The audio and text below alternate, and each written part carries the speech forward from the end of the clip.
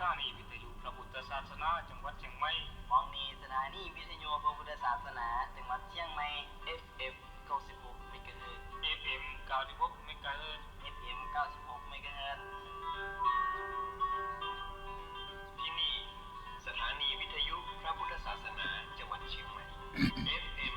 96 เมกะเฮิรตซ์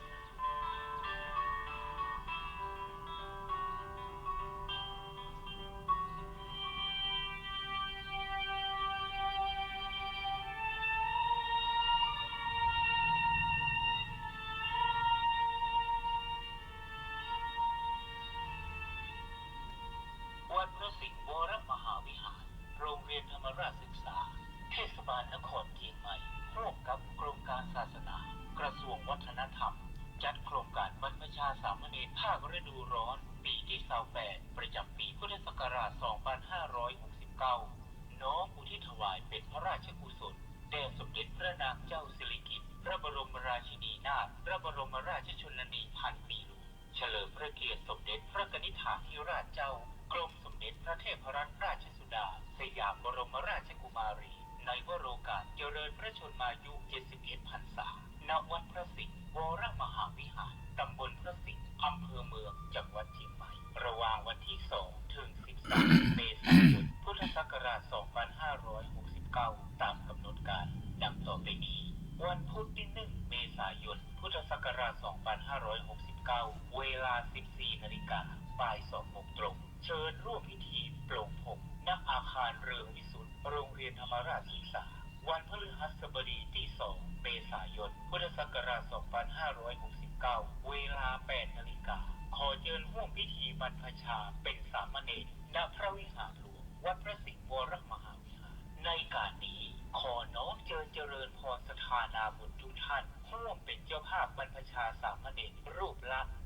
1,500 บาทหรือถ้าเป็นเจ้าภาพภัตตาหารน้ำปานะถวายสามเณรภาคฤดูร้อนทุกรูปติดต่อสอบถามรายละเอียดเพิ่มเติมได้ที่พระครูปริยัติกิจจาภิวัตรโทรศัพท์ 0892642485 หรือบริจาคสมทบทุนได้ที่ธนาคารกรุงไทยชื่อบัญชีโรงเรียนธรรมราชศึกษาเลขที่บัญชี 540138 ได้ตั้งแต่วันนี้เป็นต้นไป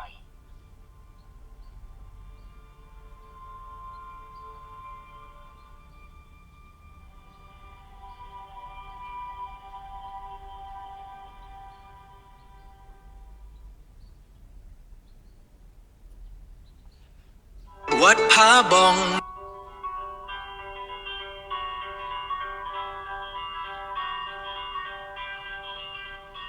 ที่นี่สถานีวิทยุพระพุทธศาสนาจังหวัดเชียงใหม่ ที่นี่สถานีวิทยุพระพุทธศาสนาจังหวัดเชียงใหม่ มองนีสถานีวิทยุพระพุทธศาสนาจังหวัดเชียงใหม่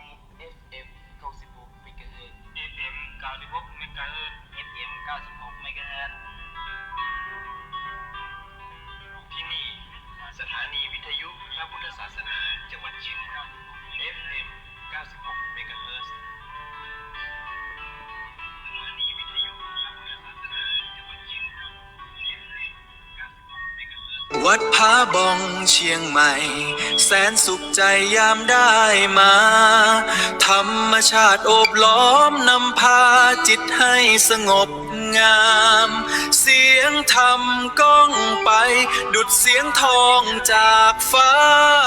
คือปัญญาส่องทางให้ใจเบิกบาน เสียงธรรมเสียงทองเสียงธรรมเสียงทองวัดผาบ่องเชียงใหม่แสนสุขใจยามได้มา ธรรมชาติโอบล้อมนำพาจิตให้สงบงาม เสียงธรรมก้องไป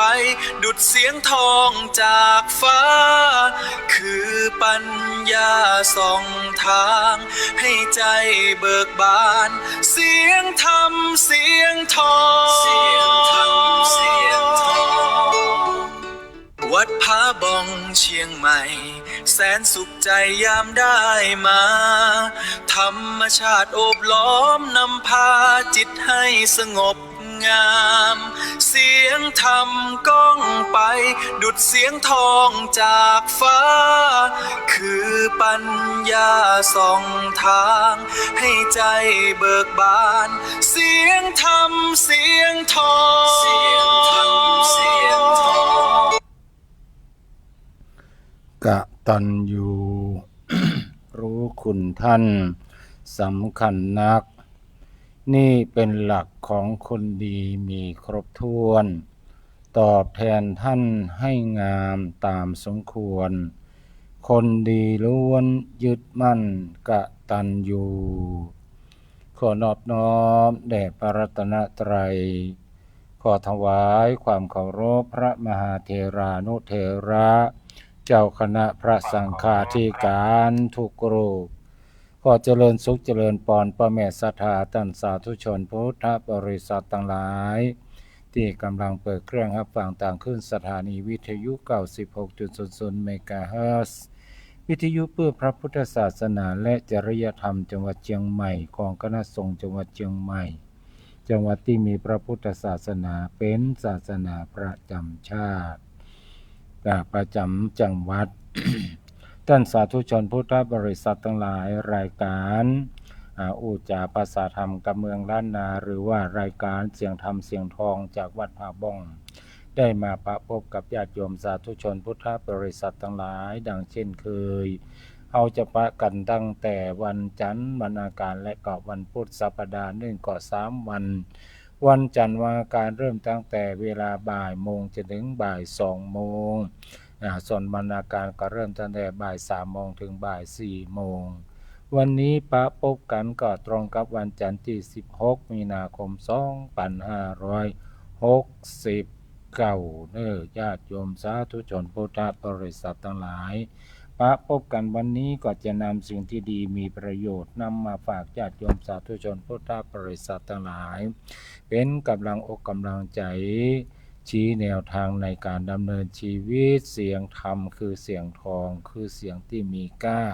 เสียงที่ดีมีประโยชน์ที่เราท่านทั้งหลายสามารถที่จะนำไปปรับใช้ในชีวิตเพื่อความสุขของทุกเพศทุกวัยต่อไปอาตมาภาพพระครูเมธีสุตากรหรือพระมหาสมบัติชวนะเมธีเจ้าวาดวัดผาบ้องมังคลารามนามมงคลในเขตกำแพงเมืองจันใน ติดกับวัดประสิงห์หลวงเจ้าคณะตำบลศรีภูมิเขต2เป็นผู้ดำเนินรายการญาติโยมสาธุชนพุทธบริษัททั้งหลายในช่วงแรกนี้ก็จะนำประทีปชีวิตจากท่านพระศรีธรรมนิเทศกมลโชติมันโตปริญธรรมเจตประโยคอดีตเจ้าวาดวัดสันป่าคอยเนาะผู้ก่อตั้งรายการรถด่วนขบวนพิเศษของกลุ่มหนุ่มสาว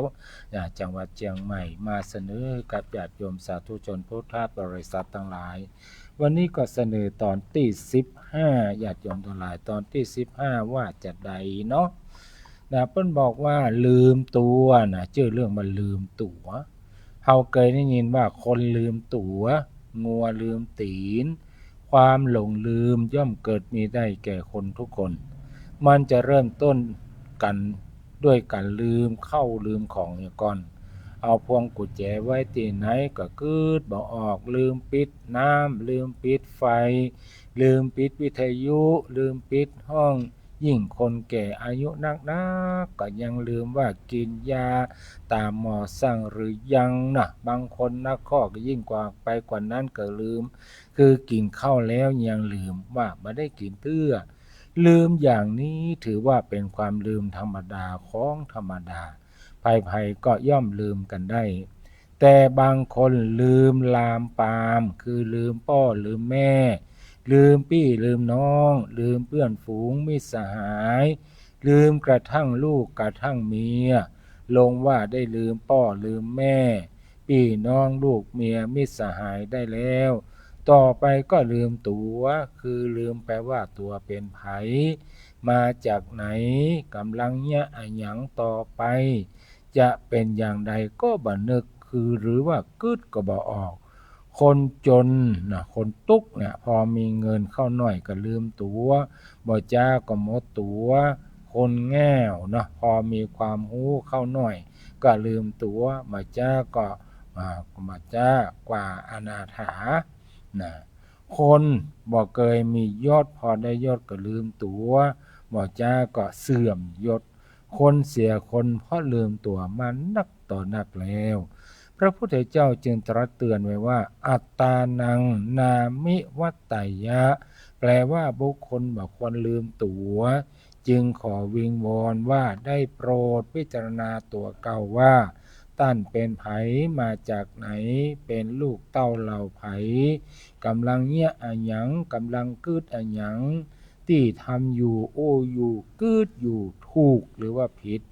บัณฑิตสรรเสริญหรือจะตำหนิต้องสอบสวนทวนถามตัวเก่าเนืองๆเพื่อป้องกันบ่ให้ลืมตัวที่คนโบราณสร้างพระพุทธรูปองค์น้อยๆเอาไว้ให้ลูกหลานห้อยคอติดตัวไปไหนมาไหนก็เพื่อจะเอาไว้เตือนตัวเตือนใจบ่ให้ลืมว่าก่อนทำก่อนอู้ก่อนกึดจะได้นึกถึงพระขออย่าได้ลืมตัวพึงหูเสมอ พึงหูเสมอเนอะญาติโยมสาธุชนพุทธบริษัททั้งหลาย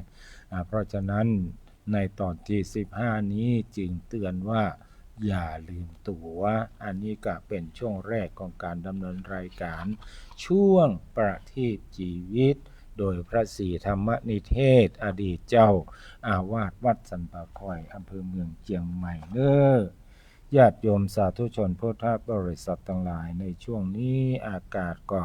อาจจะว่าฮ้อนก็ฮ้อนอึมครึมอำคำดูท่าทางก็อาจจะมีฝนก็ดีเนาะญาติโยมทั้งหลายที่ผ่านมานี่ก็ฝนตกมาก็ค่อนข้างจะหนักพอสมควรก็เป็นสิ่งที่จะได้ดับเรียกว่าไหน PM นะเพิ่นฮ้องว่าฝุ่นเนาะฝุ่นอาตมาว่าบ่ได้ว่าฝุ่นอาตมาว่าควันนะควันเนาะเพิ่นว่าควัน PM 2.5 ก็จางลงไปก็ทำให้อากาศมันดีขึ้นก็มีฝนมาตกดับไฟป่าเนาะหรือก็ช่วยเอาควันที่มันลอยอยู่บนอากาศนั้นให้มาตกลงมาสู่พื้นดินก็ทำให้อากาศบ้านเฮานั้นดีขึ้นนะเพราะฉะนั้นก็ช่วยกันเด้อญาติโยมทั้งหลายบ่ดีเผาให้เผาสวนเผาหยังเนาะเผาป่าเผาดอยเพื่อประโยชน์เล็กๆน้อยๆเพื่อคือป่าหลงผักหวานปง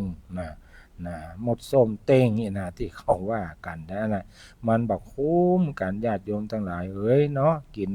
ผักหวานเนี่ยสุดปีสุดแรกมากินก็ได้แต่ว่าอากาศที่เราหายใจเนี่ยบอกว่าเขาจะอยู่ในบ้านในจองอยู่ที่หนแห่งใดก็ตามมันต้อยมาทำลาย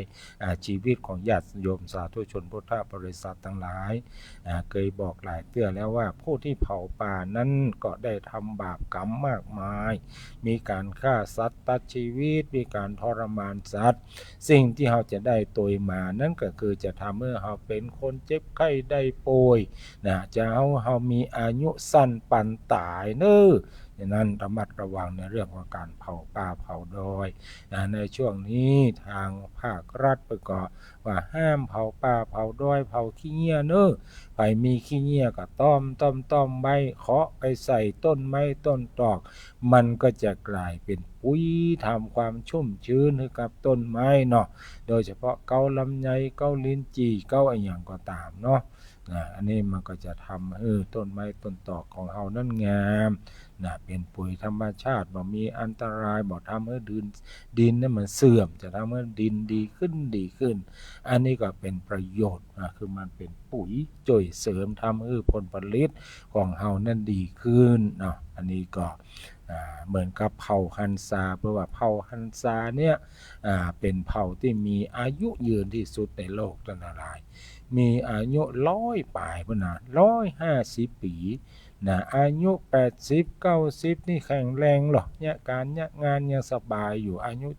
70ก็ยังมีลูกได้อยู่นี่คือเผ่าฮันซาเด้อไหนก็มีอายุมันยืนยาวก็พยายามกินอาหาร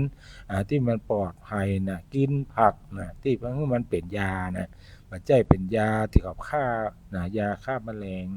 แต่ให้มันเป็นยาให้เข้าไปเป็นให้มันเป็นยา ผักที่เรากินไปนั้นอย่างเช่นว่าผักเชียงดาเด้อมันไปแก้ เรื่องของการเป็นโรคเบาหวานก็เป็นโรคความดันผักเชียงดาทางเหนือบ้านเฮาเนี่ยหรือว่าอาจจะเป็นเสลียมก็อย่างขมๆเนี่ยนะหรือว่าเป็นผักว่านข้าวไหม้หวานข้าวไหม้ที่ว่าภาษาไทยเป็นว่าใบเตยนั่นนะมันหอมเนี่ยอันนี้มันบำรุงหัวใจเนอะบ้านไผมีเวลาญาติโยมทั้งหลายต้มน้ำก็เอาใบเตยใส่ไปเนาะแม้แต่เขาจะแกงจะหยังเนี่ยเอาใบเตยใส่ไปให้มันเกิดความหอมบางคนนั้นเวลาแป้งข้าวนมก็เอาใบเตยต้มไปตยข้าวนมเขาก็จะได้หอมอันนี้มีสรรพคุณทางยาในการที่จะบำรุงหัวอกหัวใจของเอาเมื่อมันเป็นโรคหัวใจเนอะโรคหัวใจอันนี้ก็เป็นโรคที่อันตรายอย่างหนึ่งละโดยเฉพาะในช่วงนี้เป็นช่วงของฤดูร้อนอาจจะเป็นพวกน้ำผักหนอกน้ำผักหนอกน้ำบัวบกนั่นนะน้ำผักหนอกน้ำใบเตยกินแบบเย็นๆเอาน้ำแข็งเข้าใส่เหี่ยหน่อยนึงอย่างนั้นไม่ต้องเอาพวกหวานๆเข้าใส่กินแบบธรรมชาติมันหอมอยู่แล้วหวานก็จะกลายเป็นโรคเบาหวานที่เป็นโรคเบาหวานมันก็จะเพิ่มขึ้นไปเนี่ยเบาหวานมันก็จะเพิ่มขึ้นแถมทำให้ไตเขาเนี่ยทำงานผิดปกติไม่ค่ำเมื่อคืนก็เดี๋ยวกันรับเดี๋ยวกันลุกเดี๋ยวกันลุกเดี๋ยวกันรับที่ลุกนี่มันใจลุกเนี่ยการเนี่ยงานเนี่ยลุกไปเหี่ยวอย่างจนหนาเหี่ยวหลายรอบหลายเตื้อคนเป็นโรคเบาหวานเวลาเป็นเหี่ยวใส่โถใส่อย่างหมดก็มาตอมเนี่ยไผ่ก็ว่าตัวเก่าเป็นโรคเบาหวานก็ลองเหี่ยวไว้ตำดินหรือว่าเหี่ยวในห้องน้ำเนี่ยอาจจะเอาใส่ก๊อกใส่อย่างน้อยๆแล้วไปเทบนดินเอาไปถอกบนดินก่อยทั้งหมดมาตอมเนี่ยแสดงว่าเขาเป็นโรคเบาหวานนั่นอะไรโรค3 เกลอเนี่ยนะความหวานเบาหวานความดัน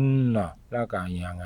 เบาหวานความดันแล้วก็ไขมันเนี่ยนะเพราะว่าโรค3 เกลอมันจะมาตัวกันแล้วมันจะติดตามด้วยโรคไตเนี่ยถ้าถึงขั้นว่าโรคไตแล้วมันเป็นไรล่ะอันนี้มาฟังถ้า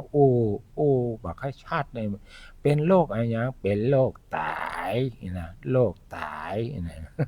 เป็นโรคไตนี่บักให้ไวแล้วเด้อนี่นะได้ฟอกไตเสียเวลาน่าดำไป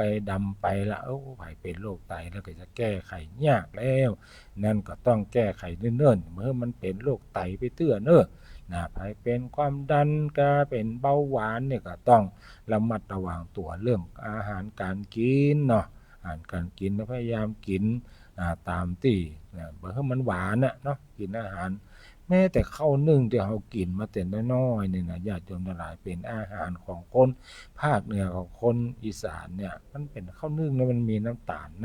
คนที่เป็นโรคเบาหวานหรือว่าเป็น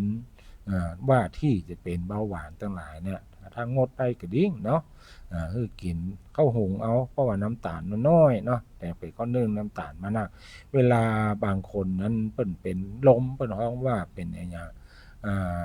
เป็นอะไรอย่างคนเมืองว่าเป็นอะไรอย่างเป็นยายโหนะที่ว่าจะหน้ามืดได้อย่างนั้นลืมกำไปละอันนี้เพียงแค่เอาข้าวนึ่งเนี่ยมาอมมาได้มันก็หายละอมหายเพราะว่าในข้าวนึ่งนะมันมีน้ำตาลหรือว่าถ้าหายใจบดีวิดวิวสักว่าหิวเข้าขนาดเนี่ยนะเอาข้าวนึ่งมาอมก้ำเดียวมันก็หายละญาติโยมสาธุชนพุทธบริษัทต่างหลายอันนี้ก็เป็นความรู้ที่อาตมาภาพพอจะเรียนรู้จากตำรับตำราหรือว่าตัวเก่าได้ปฏิบัติเนี่ยนะดูแลสุขภาพของตัวเก่านี่แหละ นั่นถ้าเราดูแลตัวเก่าก็มีไผมาดูแลเราเพราะว่าความรักนั้นเราจะรักอื่นหมื่นแสนต่อได้ก็ตามสุดท้ายเราก็ฮักตัวเก่าเหลือเปิ้นเหลือต้านถ้าเราฮักตัวเก่าก็ต้องดูแลตัวเก่าให้ดีก็แล้วกันเพราะอวัยวะในร่างกายของเราเนี่ยมันมีประโยชน์เราจะต้อง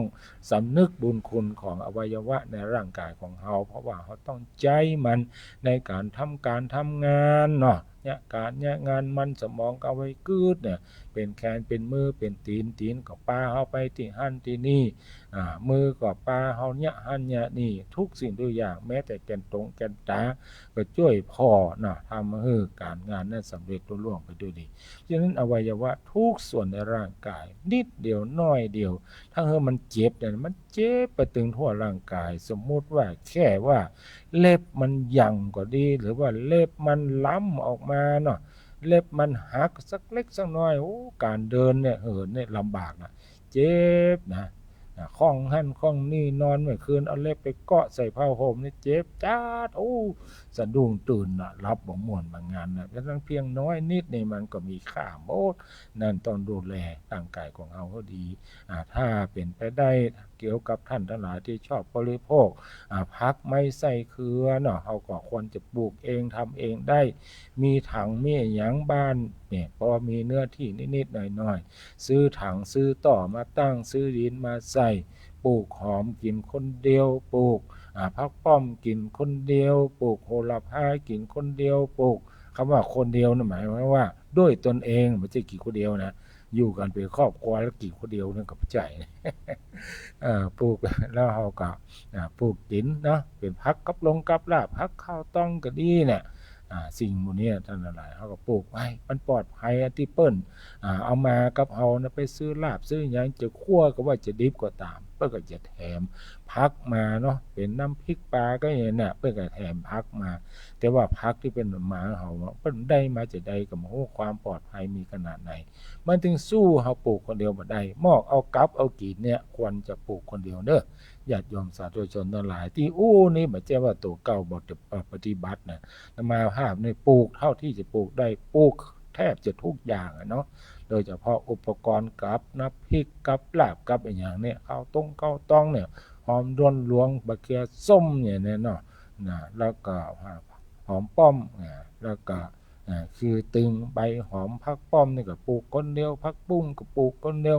บะเขือก็ปลูกคนเดียวโหระพาก็ปลูกเอาไว้กินเนาะหมอกเก็บกินนี่นะบ่แจกมาแกงกำเดียวกับหมดเอาไว้เก็บไว้กลับอีกบ่ได้นะอันนี้ก็เป็นสิ่งที่ดีเนาะอยากจะเชิญชวนญาติโยมสาธุชนพุทธบริษัททั้งหลายได้นำไปปฏิบัติเนาะเพื่อความปลอดภัยในชีวิตของญาติโยมสาธุชนทั้งหลายเด้อ ญาติโยมสาธุชนพุทธบริษัททั้งหลายวันนี้อาตมาภาพจะได้นำมงคลข้อที่25เนาะเรื่องของความกตัญญูเมื่อตะกี้อาตมาภาพได้ขึ้นบทกลอนในก่อนที่จะเข้ารายการว่ากตัญญูรู้คุณท่านสำคัญนักนี่เป็นหลักของคนดีมีครบถ้วนตอบแทนท่านให้งามตามสมควรคนดีล้วนยึดมั่นกตัญญูเนาะได้ขึ้นเป็นเบื้องต้นไปแล้วญาติโยมสาธุชนพุทธบริษัททั้งหลายมีสุภาษิตบทหนึ่งที่ปรากฏในคุทธกนิกายจาดกว่าคือแปลเป็นภาษาไทยว่าเจ้าจงไปเลี้ยงพ่อแม่ผู้เฒ่าที่อาศัยอยู่ซอกเขาเถิดข้าอนุญาตเจ้าแล้วเจ้าจงไปพบญาติทั้งหลายโดยสวัสดีเถิดนะมันมีที่มาที่ไปนะผู้มีความกตัญญูกตเวทีเลี้ยงดูพ่อแม่ผู้ให้กำเนิดกายเนื้อแก่เฮามาเพราะว่าจะเกิดเป็นคนหรือว่าสัตว์เดรัจฉานก็ถือว่าเป็นผู้ที่หาได้ยากในโลกมนุษย์ต่างยกย่องอนุโมทนาเหล่าเทวดาก็แส่ซ้องสรรเสริญและยังตยปกปักรักษาบุคคลนั้นแถมตยถ้าอุบัติภัยจะบังเกิดขึ้นหากว่าสามารถช่วยเหลือตนเองได้เทวดาก็ดีมนุษย์ก็ดีจะทนบัดได้ทั้งหลายเปิ้นจะต้องมาช่วยให้แคล้วคลาดปลอดภัยทุกครั้งไปโบราณท่านจึงกล่าวไว้ว่าคนดีตกน้ำบ่ไหลตกไฟบ่ไหม้เพราะความดีที่ทำไว้นี่แหละช่วยส่งผลให้บ่ประสบกับทุกข์ยากและให้ได้รับแต่ความสุขกายสบายใจไปข้ามภพข้ามชาติยกตัวอย่างของสัตว์โลกอีกประเภทหนึ่งที่มีความกตัญญูต่อพ่อต่อแม่เรื่องมีอยู่ว่าในอดีตมีฝูงแห้งกลุ่มหนึ่งจำนวนหลายพันตัวอาศัยอยู่ที่ภูเขาคิชกูฏซึ่งห่างจากนครหลายร้อยโยชน์คอยหากินสัตว์ที่ล้มตายเป็นอาหารในสมัยนั้นพระโพธิสัตว์บังเกิดในกำเนิดพญาแห้ง มีรูปร่างสง่างามเป็นพิเศษทำหน้าที่ปกครองฝูงแห้งให้อยู่ร่วมกันอย่างมีความสุข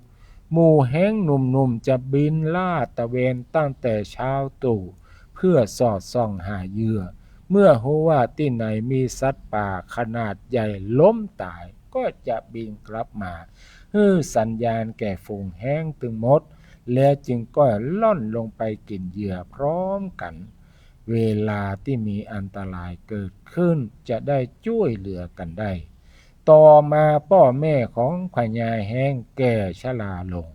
บ่สามารถที่จะออกบินไปหากินตามปกติเหมือนแห้งทั่วไปได้พญาแห้งจึงตั้งใจที่จะตอบแทนคุณด้วยการเลี้ยงดูพ่อแม่อย่างสุดความสามารถดังนั้นบอกว่าจะไปหากินที่ไหนไกลหมอกใดเมื่อกินอาหารอิ่มแล้วพญาแห้งก็บ่เคยลืมที่จะกราบเอาชิ้นเนื้อกลับมาฝากพ่อแม่ผู้แก่เฒ่าซึ่งรอคอยอยู่ที่เขาคิดชกูฏต่อมาคราวหนึ่งพายุฝนใหญ่หมู่แห้งบ่สามารถทนพายุฝนได้จึงพากันบินมาลบอยู่ตามกำแพงในคูเมืองใกล้ๆกับกรุงพาราณสีวันนั้นเศรษฐีกรุงพาราณสีออกจากเมืองตั้งใจว่าจะไปอาบน้ำเพื่อพักผ่อนหันหมู่ฝูงแห้งกำลังลำบากก็บังเกิดความสงสารจึงให้คนฮับใจช่วยกันจัดหาที่กำบังฝนให้หมู่แห้งก่อไฟให้หิงจากนั้นก็ให้คนใจไปที่ป่าจ้าโคเนาะป่าจ้างัวนี่นะหาเนื้องัวมาให้หมู่แห้งกินจนอิ่มหนำสำราญแล้วจัดการอารักขาเป็นอย่างดีห้ามมาให้เจ้าบ้านมาลังแกครั้นพายุฝนสงบลงหมู่แห้งก็มีร่างกายกระปรี้กระเป๋าป้ากันบินกลับสู่ภูเขาตามเดิมหมู่แห้งจับกลุ่มปรึกษากันว่าตั้นเศรษฐีได้ช่วยเหลือหมู่เฮาในยามที่ประสบกับความลำบากเฮาควรตอบแทนที่ผู้ช่วยเหลือเฮาฉะนั้นถ้าหากแล้งตัวใดได้ผ้าหรือเครื่องอาภรณ์ชนิดใดก็ให้ไปกล้าไปตกลงกลางเวหาใกล้เรือนของเศรษฐีตั้งแต่นั้นมาหมู่แห้งเมื่อปะสิ่งมีค่าซึ่งเป็นปรารถนาของมนุษย์เช่นแก้วแหวนเงินทองซึ่งตกหล่นอยู่ตามสถานที่ต่างๆก็จะกล้ามาทิ้งไว้ในลานบ้านของเศรษฐีแต่เนื่องจากวินิจฉัยของสัตว์ยังหมดสมบูรณ์นะคือบ่ฮู้อีหยังว่าควรบ่ควรมันถูกก็บ่ถูกมันผิดกฎหมายก็ผิดศีลธรรมง่อยคือไปลักเอาครัวเปิ้นญาติโยมทั้งหลายแต่ว่าเขานะอาศัยแต่ความกตัญญูเพียงอย่างเดียวบ่ได้นึกถึงคนอื่นแรงบางตัวก็ไปกราบเอาผ้าที่มนุษย์ตากไว้กราบเอาเครื่องอาภรณ์ที่เจ้าของวางไว้พ่องแล้วก็นำไปบ้านของเศรษฐีเศรษฐีรู้ว่าเป็นเครื่องอาภรณ์ของแห้งจึงได้เก็บอาภรณ์ทั้งหมดไว้เป็นส่วนเป็นคนเพราะว่าจะต้องนำไปส่งคืนเจ้าของมหาชนบ่พอใจจึงพากันไปร้องเรียนพระราชาว่าหมู่แห้งปล้นเมืองพระราชารู้ว่าถ้าหากว่าหมู่แห้งจ่าฝูงนะพระราชารู้ว่าหากยับเอาแห้งจ่าฝูงได้ตัวอื่นๆก็บัดกล้าเข้ามาในพระนครจึงรับสั่งให้ดักบ่วงและตาข่ายไว้ตามที่ต่างๆบังเอิญในวันนั้นพญาแห้งซึ่งเลี้ยงมารดาบิดาตั้งใจจะบินมาเยี่ยมท่านเศรษฐีจึงได้ติดบ่วงของเจ้าบ้านพอดีเจ้าบ้านจึงยับเอาพญาแห้งไปถวายพระราชาเศรษฐีกรุงพาราณสีกำลังเดินไปเฝ้าพระราชาครั้นหันเจ้าเมืองกำลังช่วยกันยับพญาแห้งเพื่อนำไปถวายพระราชาจึงได้ไปพร้อมกับเจ้าบ้านเพื่อจะขอร้องมาให้เจ้าบ้านฆ่าแห้งรูปงามตัวนี้พญาแห้งแทนที่จะร้องเพื่อขอชีวิตแต่กลับร้องเป็นภาษามนุษย์ว่าถ้าเฮาเป็นอันยังไปไผล่ะจะคอยบำรุงเลี้ยงบิดามารดาของเฮาท่านคงต้องตายโตยเฮาไปแน่นั่นนะลำพึงลำพันทีเนี้ยถ้าเฮาตายไปแล้วไผเนาะจะคอยบำรุงเลี้ยงพ่อแม่ของเฮา ท่านคงต้องตายตามเฮาไปแน่นะคือลำพึงลำพันไปจะอีก พระราชาและเศรษฐีผู้มีบุญที่เคยเกื้อกูลกันมาก่อนครั้นได้หันพญาแร้งก็บังเกิดความรักใคร่เอ็นดูได้ตรัสถามว่าพวกเจ้าเที่ยวปล้นสิ่งของเจ้าบ้านในเมืองแต่ก็นี่นาถามแม้ว่าพญาแห้งจะไม่ได้ทำแต่เป็นการกระทำของฝูงแห้งก็บอกฮู้จักการควรบ่ควรนะที่บอกฮู้จักการควรบ่ควรแต่ถือว่าเป็นผู้ปกครองพวกแห้งถึงหมด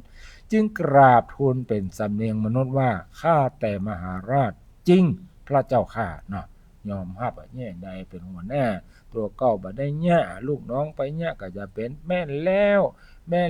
พระเจ้าข้าเนาะพระราชาตรัสถามต่อไปว่าพวกเจ้าเอาไปให้ไผนี่นะ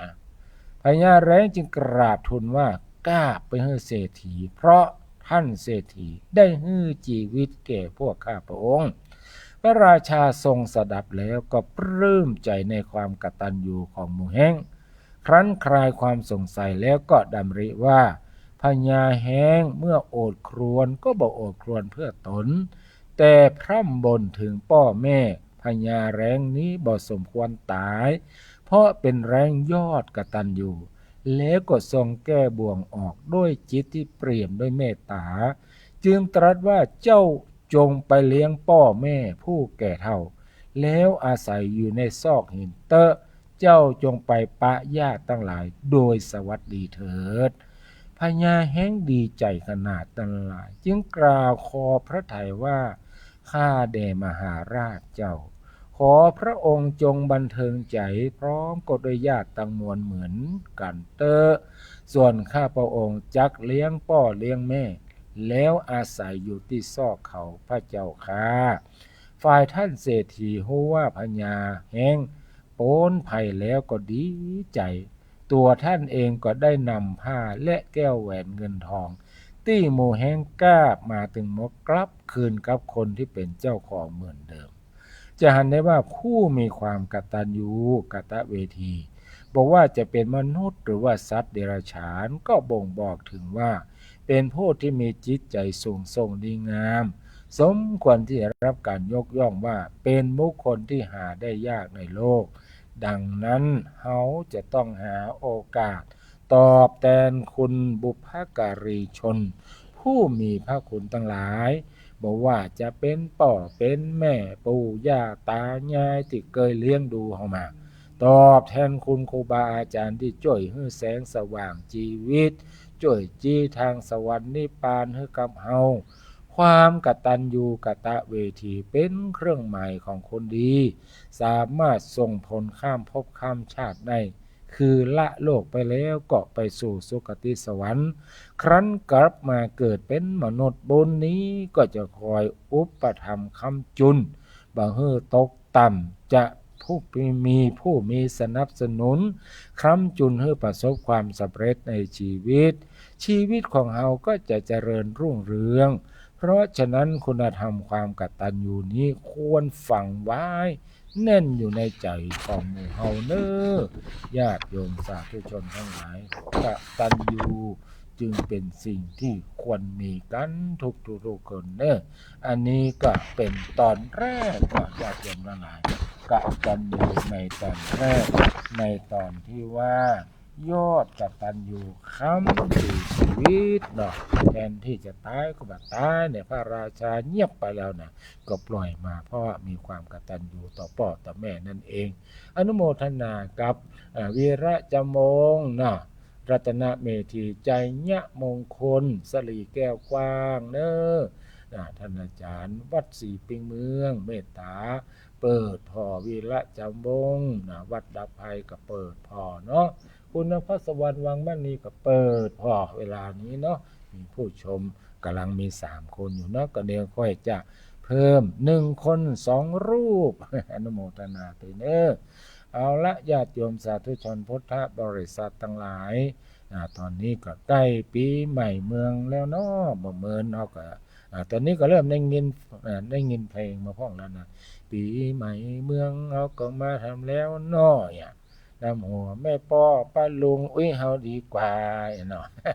ก็ดังไปเตี่ยบางหูกึดอย่างอากาศมันร้อนเฮาเปิดเพลงนี้มันเปิงกันหรอมันทำให้อากาศที่มันร้อนเนี่ยมันเย็นลงญาติโยมทั้งหลายวันนี้เป็นวันที่หลายคนจะมีโชคเด้อเศรษฐีใหม่จะเกิดวันเนี้ยนี่ใครมันจะเกิดที่ไหนบ่าวโหนเด้อน่ะจะเกิดภาคเหนือภาคใต้อีสานมาตกวันออกมาว่ามันถึงเกิดหรอวันนี้เกิดหลายคนด้วยนะหลายคนเป็นร้อยเป็นพันคนปุ้นแล้วแต่ว่าจะออกรางวัลที่หนังติ่งหยังถ้าได้รางวัลที่1เนี่ยก็จะเป็นเศรษฐีเนาะเงินทองเนี่ยท่านทั้งหลายถึงแม้เฮาจะมีนักงอกใดก็ตามถ้าขาดปัญญาเนี่ยมันก็บ่สามารถที่รักษาทรัพย์สินเงินทองนั้นได้เน้อนัตถิปัญญาสมาอาภานะแสงสว่างเสมอด้วยปัญญาบ่มีนะแม้แต่ถ้าหากเขามีปัญญามีความรู้นะมีความรู้เนี่ยมันก็ทำให้หาเงินหาทองได้ง่ายแต่คนที่ไม่มีความรู้เนี่ยก็สามารถจะมีโอกาส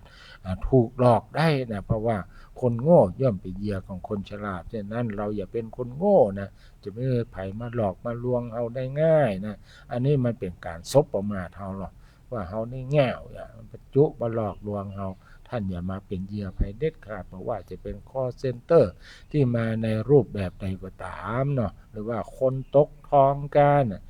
เฮาบางทีบางครั้งเนี่ยที่เฮาสูญเสียทรัพย์สินเงินทองไปเนี่ยมันเกิดจากกิเลสตัวใหญ่นั่นแหละกิเลสตัวใหญ่นั่นก็คือความโลภนั่นเองเนี่ยไอ้ความโลภเนี่ยแหละเปิ้นจุไปลงทุนพ้องหรือว่าเปิ้นเอาทองมาแลกพ้องเนี่ยบางทีก็เอาหวยมาขายงวดใดก็มาว่าแปะหั่นแปะนี่น่ะมาจุคนเฒ่าคนแก่ขายราคาถูกผมเป็นคนต่างชาตินะบ่สามารถที่ไปขึ้นรางวัลได้ผมจะขายราคาถูกๆซื้อไปเตอะนะเอาไปขึ้นคนเดียวเตอะได้กำไรไปเตอะหันว่าอาจจะได้สตางค์นักกระตกลงซื้อขายเอาทองแลกของอย่างกับหัวนั่นแหละเนี่ยมันเกิดจากความโลภทำให้เฮาเนี่ยจะต้องหมดทรัพย์สินเงินทองไปหลายคนหลายท่านเนี่ยสิรู้กับหมู่นี้ไปเนาะนี่ก็เตือนกันด้วยความห่วงใยเน้อญาติโยมทั้งหลายในช่วงนี้ก็ดูแลสุขภาพตัวเน้อโดยเฉพาะเรื่องของจิตของใจ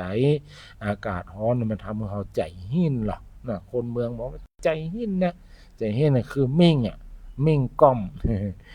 มันโกรธง่ายนะจ๊ะภาษาไทยว่าโกรธง่ายisแฮงกี้มันหิวแล้วเนาะ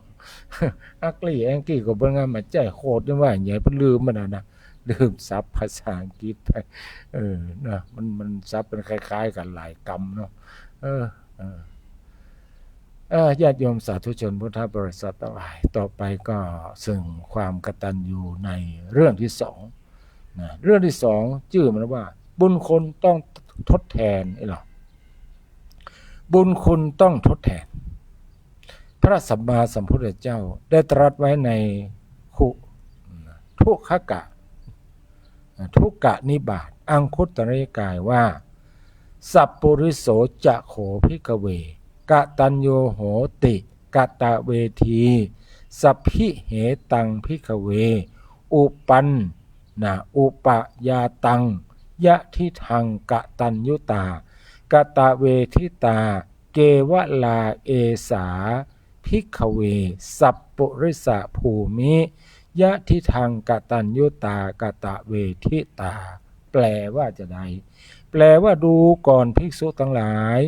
สัตตบุรุษย่อมเป็นคนกตัญญูกตเวทีก็ความเป็นคนกตัญญูกตเวทีนี้สัตตบุรุษทั้งหลายสรรเสริญดูก่อนภิกษุทั้งหลายความเป็นคนกตัญญูกตเวทีตึงมดเนี่ยเป็นภูมิของสัตตบุรุษ ความกตัญญูหูกุลที่คนอื่นทำแล้วและมุ่งตอบแทนกุลเป็นคุณความดีของคนดีไผๆก็อยากคบค้าสมาคมและให้ความช่วยเหลือ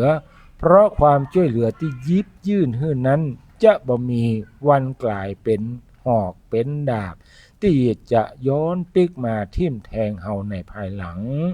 ความกตัญญูจึงเป็นวิสัยของเราบัณฑิตนักปราชญ์ทั้งหลายค คือเมื่อหูว่าไผ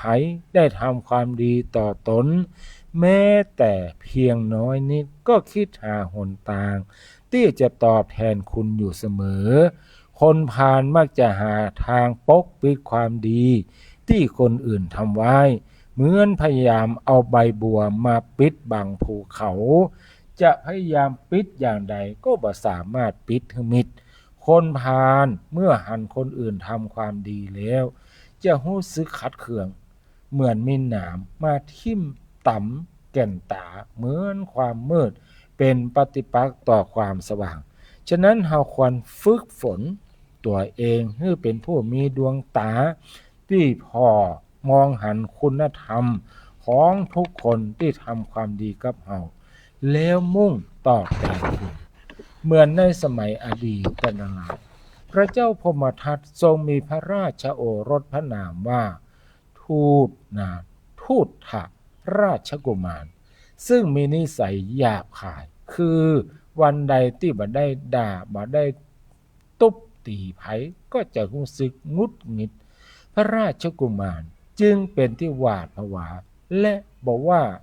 จะเป็นที่รักของพวกพ้องบริวารและบ่เป็นที่ฮักของพวกพ้องบริวารวันหนึ่งพระราชกุมารได้เสด็จไปสงสนานในแม่น้ำพร้อมด้วยข้าทาสบริวารบังเอิญว่าวันนั้นเกิดพายุโหมกระหน่ำแต่พระกุมารก็ยังว่ายออกไปกลางแม่น้ำคลื่นได้พัดป่าเอาพระองค์ให้ลอยไปตามน้ำทำให้พวกข้าราชบริพารบ่สามารถช่วยได้เมื่อพระราชกุมารถูกกระแสคลื่นพัดไปอย่างโดดเดี่ยวได้ลอยไปเกาะท่อนไม้ต้นหนึ่งในครั้งนั้นเศรษฐีเจ้าเมืองพาราณสีคนหนึ่งฝังทรัพย์ไว้ถึง40 โกฏใกล้ฝั่งแม่น้ำเมื่อตายไปเนื่องจากห่วงแหนในทรัพย์สมบัติมากจึงเกิดเป็นงูเฝ้าสมบัติแล้วมีเศรษฐีแถมคนหนึ่งฝังทรัพย์ไว้30 โกฏใกล้ฝั่งแม่น้ำเมื่อตายไปแล้วเพราะความหวงทรัพย์จึงเกิดเป็นหนูตัวใหญ่เฝ้าสมบัติเมื่อน้ำท่วมที่อยู่ของสัตว์ทั้งสองจึงว่ายตัดกระแสน้ำไปอาศัยต้นไม้เดียวกันกับพระกุมารนอกจากนี้ยังมีนกลูกนกแขกเต้าซึ่งอาศัยอยู่บนต้นงิ้วตัวหนึ่งเมื่อต้นงิ้วถูกน้ำเซาะห้ากทำให้โค่นล้มลงมาลูกนกแขกเต้าจึงเกาะแถมด้านหนึ่งของต้นไม้นั้นลูกนกนี่ยังเป็นลูกน้อยอยู่ตลอดปีกจะมาแข็งเตื้อบินมาได้เตื้อในสมัยนั้นพระโพธิสัตว์ก็เกิดในตระกูลอุทิจพราหมณ์ในแว่นแคว้นกาสีเมื่อเจริญเติบโตก็ได้ออกบวชเป็นฤาษีอาศัยอยู่คุ้งน้ำตอนล่างในวันนั้นเศรษฐีได้ยินเสียงฮ้องของพระกุมารจึงว่ายตัดกระแสน้ำไปชุดเอาต้นไม้ช่วยพระกุมารและสัตว์ทั้งสามให้รอดพ้นจากความตายเศรษฐีได้ก่อไฟให้สัตว์ทั้งสามก่อนส่วนพระราชกุมารก่อเมื่อหลุดแม้แต่การให้อาหารท่านก็จะให้กับสัตว์ทั้งสามก่อนเพราะคิดว่าสัตว์ทั้งสามนั้นอ่อนแอกว่าแต่พระกุมารกลับคิดว่าตนเองเนี่ยเป็นถึงลูกพระราชาเศรษฐีฤาษีนี้บ่ได้ให้เกียรติตนเองเลยจึงได้ผูกอาฆาตพยาบาทครั้นผ่านไปได้2-3 วันพระกุมารและสัตว์ทั้งสามสมบูรณ์แข็งแรงเป็นปกติงูและหนูจึงได้กราบลาพระฤาษีพร้อมกับประวารณาว่าถ้าท่านต้องการทรัพย์ฮื้อไปหาพวกเขาได้ทุกเวลาเพียงแค่เรียกชื่อของหมู่เฮาก็จะออกมาต้อนรับทันทีส่วนนกแขกเต่าก็ประวารณาต่อเศรษฐีด้วยความสำนึกพระคุณว่าข้าพระเจ้าบ่มีทรัพย์แต่ถ้าหากท่านมีความต้องการข้าวสาลีแดงข้าพระเจ้าพร้อมในหมู่ญาติจะนำข้าวสาลีมาฮื้อทันทีเช่นเดียวกันส่วนพระกุมารก็คิดว่าถ้าเฮาได้เป็นกษัตริย์แล้วจะฆ่าพระฤาษีองค์นี้ให้ได้ จึงได้กล่าวว่าพระคุณเจ้าผู้เจริญเมื่อกระผมได้ครองราชสมบัติแล้วขอให้ท่านไปหาผมจะบำรุงอุปถากรับใช้ท่านอย่างบ่ให้ขาดตกบกพร่องเลยแล้วก็ลากลับเมืองเมื่อพระกุมารกลับเข้าสู่พระนครบ่เมินก็ส่งขึ้นของราชสมบัติต่อจากพระราชบิดาต่อมาบ่เมินพระโพธิสัตว์กึดจะทดลองสัตว์เหล่านั้นได้ไปที่อยู่ของงูก่อนเมื่อไปถึงก็เรียกทีฆะทีฆะทีฆะทีฆะเอ๋ยนะเรียกตาอี2-3 กำงูก็เลยออกมาไหว้พระฤาษีแล้วก็มอบทรัพย์ทั้งหมดให้แก่พระฤาษีท่านก็บอกว่าฝากเอาไว้ก่อนเมื่อจำเป็นจะมาเอาไอ้ล่ะในใจก็คิดว่าเอาลองใจบ่ได้โอ้แต่เฮ้ยนะฤาษีก็ไปหาหนูก็มอบทรัพย์สมบัติให้เช่นเดียวกันแล้วฤาษีก็ไปหานกแขกเต่าเพียงแต่เรียกว่าสุวะนะกำเดียวเท่านั้นสุวะนะนกแขกเต่าก็ออกมาต้อนรับนมัสการแล้วเรียนท่านว่าจะไปเอาข้าวสาลีแดงที่เกิดเองจากป่าหิมพานต์มาท่านก็บอกว่าตอนนี้ยังไม่ต้องการฝากไว้ก่อนเมื่อต้องการค่อยอู้กันว่าอย่างนั้นต่อจากนั้นฤาษีก็ไปเฝ้าพระราชาในวันนั้นพระราชาได้ทอดพระเนตรเห็นพระฤาษีเดินมาแต่ไกลจึงดำริว่าดาบทโกงนี้คงประสงค์จะมาพึ่งพิงเราเป็นแน่เราต้องตัดศีรษะทันทีก่อนที่ท่านจะมาประกาศคุณที่ได้ทำไว้กับเราจึงรับสั่งราชบุรุษยับเอาฤาษีมามัดมือไพร่หลังได้เคี่ยนทุกทาง4 แยกแล้วจึงนำไปตัดศีรษะเอาตัวเสียบเหลาราชบุรุษก็ทำตามนั้นท่านฤาษีบ่ได้สะทกสะท้านอย่างนะคือตะกี้ไปคำสั่งมาได้เนี่ยเอาไปเคี่ยนแล้วก็ไปตัดหัวแล้วก็เสียบไว้เด้อนะราชบุรุษก็ได้ทำตามนั้น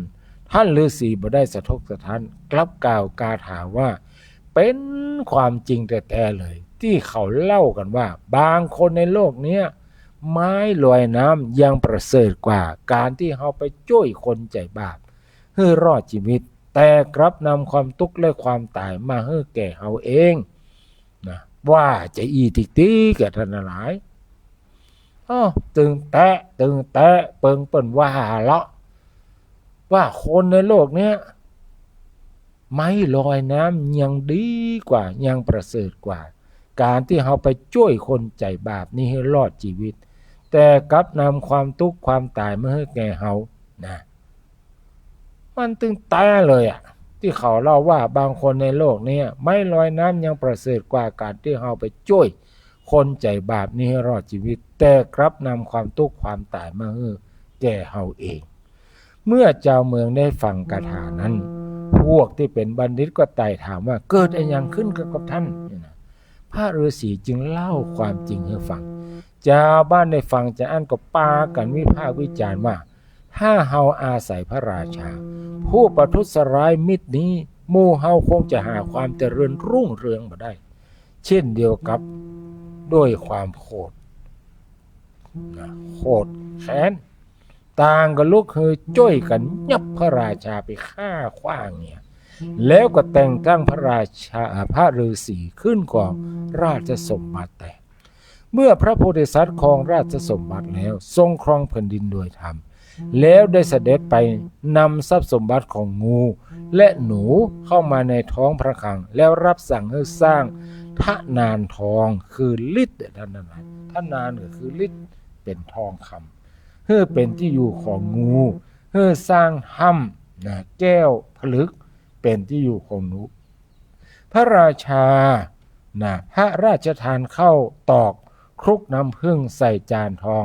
เลี้ยงดูเป็นอย่างดีทรงสร้างกรงทองให้เป็นที่อยู่ของนกแขกเต่าส่วนพระองค์เองทรงสั่งสมบุญอย่างเต็มที่เมื่อละโลกไปแล้วก็ทำให้ไปบังเกิดในสุคติโลกสวรรค์จะเห็นได้ว่าคนที่บ่ฮู้จักบุญคุณนั้นแม้เขาจะช่วยเหลือมากมายเพียงใดก็ตาม เขาก็บ่มองหันคุณงามความดีของเฮาเหมือนคนตาบอดบ่สามารถหันแสงสว่างของพระอาทิตย์ดังนั้นเมื่อเฮาจะช่วยไผก็ต้องพิจารณาเหียก่อนและที่สำคัญคือเฮาอย่าเป็นคนอกตัญญูเหียเองคนที่มีคุณกับเฮาบอกว่าจะนักหรือว่าจะน้อยเพียงใดก็ตามเฮาต้องจดจำไว้แล้วหาโอกาสทดแทนบุญคุณได้ความกตัญญูเป็นคุณธรรมขั้นพื้นฐานของคนดีทำให้เฮาเป็นที่ฮักของมนุษย์และเทวดาทั้งหลายเป็นเหตุให้ประสบความสำเร็จในชีวิตอย่างงดงามบุคคลที่ควรกตัญญูนั้นมีมากมายโดยเฉพาะพระสัมมาสัมพุทธเจ้าหากเฮาได้ศึกษาและรู้จักประวัติของพุทธองค์อย่างแจ่มแจ้งเฮาจะทราบซึ้งและเกิดความปีติว่าเฮาได้มาอยู่ในร่มเงาบวรของพระพุทธศาสนาได้อาศัยหลักธรรมคำสอนของพระองค์มาเป็นแนวทางในการประพฤติปฏิบัติตั้งแต่ทรงชี้หันว่า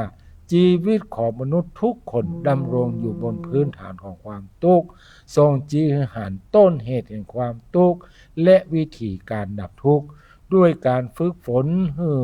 จิตใจดีขึ้นประกอบด้วย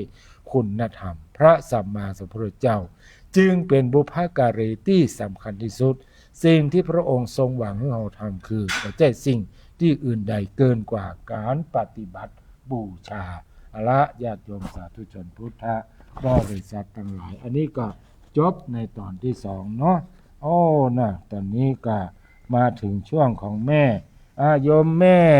แม่น้อยโทรเข้ามาได้นะเนอะแม่น้อยเนอะโยมแม่น้อยโทรเข้ามาได้นะเนอะโทรเข้ามาได้ยังปิดเสียงไว้กันเนี่ยล่างปิดเสียงไว้ก้าแต่หัน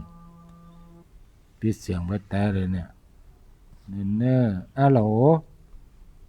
เจ้าไว้ซะเจ้าเอาเลยมีอย่างก็ว่าเลยแม่เจ้าคนที่เป็นโรคลมปัจจุบันน่ะเพิ่นฮ้องว่าโรคฮิสโตรกเจ้าวันนี้ยายมีข้าวหำสินค้าขึ้นราคานะเจ้าสงครามเข้ามาพี่น้องญาติเปิ้นป้องพี่น้องทั้งหลายราคาสินค้าของที่ซื้อขายปากันขึ้นไปจนหมดจุนเสียของขึ้นกูอย่างของกินหมากเมี่ยงที่ใดเอาเลี้ยงต้องมาราคาสูงล่ำแม่กล้าเงียบเหงาประเทศไทยเฮาไผจักอยู่ใดคนตุกคนจนปากันเดิดใหม่พอไปตั้งใดมืดมิดมีแต่ธรรมะปอหนาจะคิดเอาเป็นไม่ไต่นำตางเจอกรรมพุทธะคือละปล่อยว่างก่อจักน้ำตางสดใสเป็นปล่อยคือสมถะมีหน่อยใจหน่อยมีร้อยใจร้อยมดจ่อยเนินนายก่อนจะซื้อสังพี่น้องทั้งหลายพากันอดใจเอาไว้ของเจ้าประหยัดกันไว้สามพอกระเป๋าว่านักหรือเบาหือเฮาสามดูของต่างประเทศที่มันสวยรู้คงเป็นน่ะดูอย่าไปเข้าใกล้ไทยหือจอยไทยเงินคำบาทไตบ่ไหลออกไปเนื้อเจ้าของขึ้นราคาลมตึงกับเขาน้ำมันเนื้อเจ้าก็ขึ้นราคาถุงพลาสติกดังว่องเข็มก้าก็ขึ้นราคาเนื้อเจ้าเฮาเป็นคนไทยก็ใจของเฮาของนอกกะเจ้าราคามันเป้งประเดี๋ยวนี้นะให้บอกก็แย่งของถูกของเป้งบ่แย่งแล้วเจ้าขอหือมีเงินได้ถือกับเขาพอใจแล้วเจ้าเนินนายปลูกคักปลูกไม้เลิกก่อเอาขายก่อกินกันไปเนินนายเจ้าค่ะประเทศไทยเฮาของขึ้นราคาก็ยังดีกว่ากะซ่าเนื้อเจ้าต่ออันนี้ทำหน่อยเนาะเจ้าเนาะบอน3ประการเอาชดเชยวันพุธแล้วนี่ถ้าหากย้ายใดบอน3ประการจักอธิษฐานข้อ1ดังนี้ขอหือผู้เฒ่าครบ5,000 ปีสุขสบายดีกันทุกตนหน้า เรียกป้อนขอสองพี่น้องเอามนุษย์โลกาสามัคคีกันบ้านเมืองเจริญเพลิดเพลินสุขสันต์สนุกมวลงานกันตึงโลกละสงครามบ่มีไล่ตีไล่ฆ่าบ่เกิดมีมายกเว้นดูเขตเด่นกันไทยกับเขมรก็ขอหลีกเว้นยกเลิกไปกาป้อนขอสุดท้ายขอสามนั่นนะขอหือเลิกลาสงครามกันเจ้าเห็นดูทหารพากเมลูกเต่าบ่ตั้นได้เท่าต้องจากลูกเมสงครามครั้งนี้อิหร่านรัสเซียคือยุดยังเฮียเนอนายสงครามเกิดไหนตีหันชิบหายบ้านเมืองวอดวายชิบหายตีหันขีปนาวุธทุนเป็นแสนล้านเอามายิงกันเหมือนเป็นของหลินอเมริกาอิสราเอลตามหลาขาเข็นหมู่กลุ่มห้ามาดเมืองไทยเป็นฝ่ายเมืองไหนเป็นฝ่ายก็ไปอาฆาตก็พยาบาทไปถล่มกันระวังไว้เน้อกำจะต้วยตันที่ได้หูหันเมินดังฮิตเลอร์ก็ขาล่างอยู่ตายกันเป็นเบอร์ตายเพราะฮิตเลอร์ล้านปลายเอาไรเขาทำเอาแก๊สทุ่มตายบ่เมินต่อใดกำก็ตันเจ้า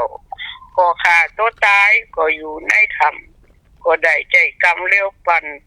ประเทศไทยเฮาบ่ไปผูกพันเพราะว่าฝ่ายนั่นเป็นไผก็อยู่เป็นกลางก็บ่เป็นใจประเทศใดๆเป็นกลางไว้เจ้าก็ย่างบ่เว้นถูกระเบิดเอาสินค้าเจ้ามายุลีนาลีรอดมา20 คนบ่ว่าชีวีแต่ก็ยังมีข้าง3 คนเจ้าขอรัตนะคุณพระเกี่ยวเก่าคุ้มครองลูกเจ้านายเฮย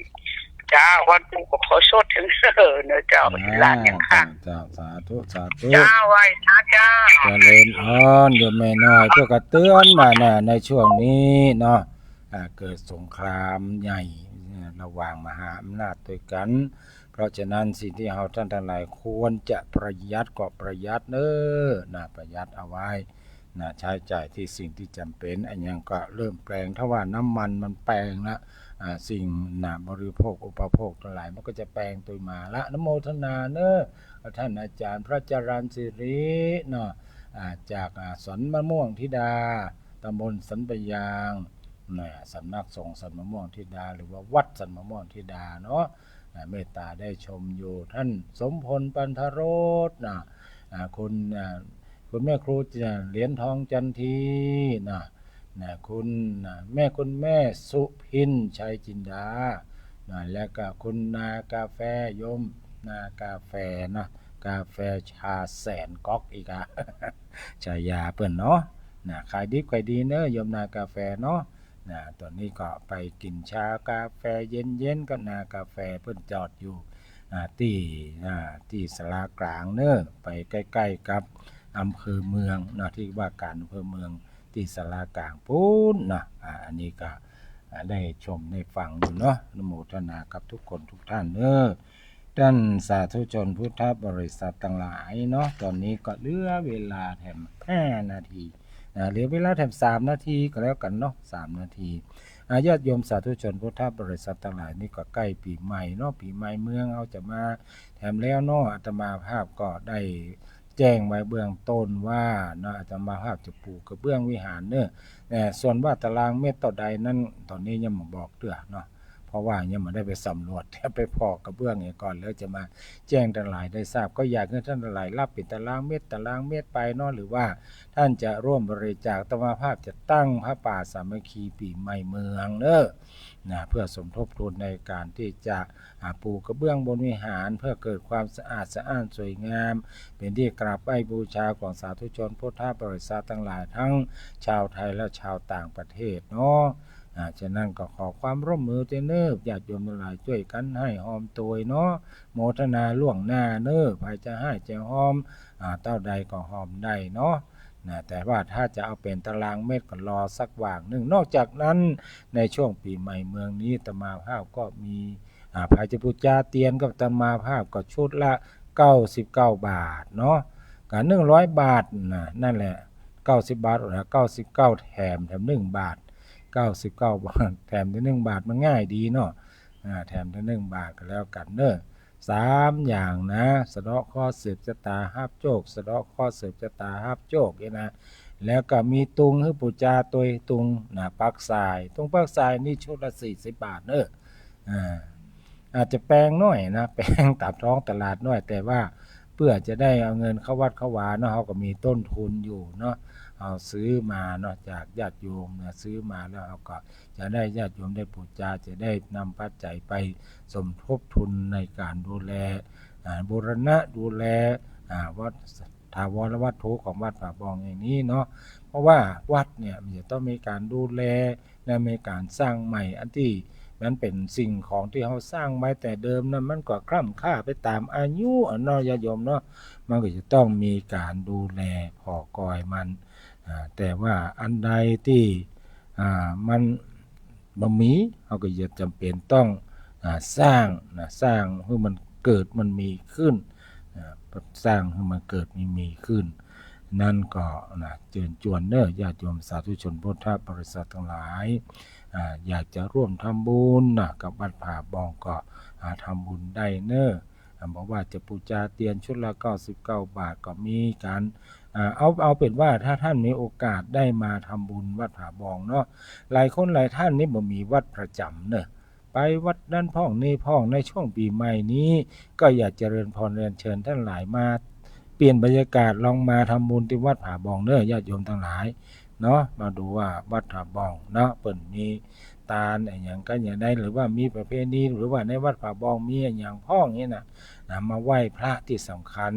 ของวัดป่าบองเนาะหลวงพ่อใหญ่ชัยมงคลอุดมโชคเนาะปีนี้เขาก็จะเอาพระมงคลประสิทธิโชคของวัดป่าบองไปแห่ในช่วงปีใหม่โดยวันที่13เนาะอันนี้ก็แจ้งท่านหลายรับทราบเน้อเอาละเวลาหมดเวลานำรายการจากท่านผู้ชมผู้ฟังไปก่อนแล้วก็ป้ากันทำไมพวกนี้เน้อญาติโยมวัดผาบองเชียงใหม่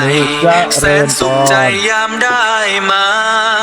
ธรรมชาติโอบล้อมนำพาจิตให้สงบงามเสียงธรรมก้องไป